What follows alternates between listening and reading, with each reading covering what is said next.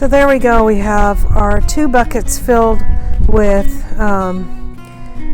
Pro Mix over here, and in this one I put spinach on top, I think, and bib lettuce.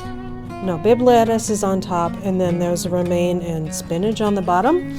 And in this one I put cilantro, and some more romaine lettuce.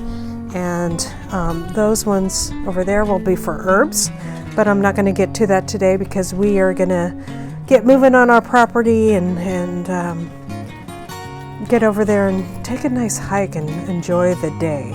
So that's what we are doing. We will see you next time. I'm going to go ahead and water these in.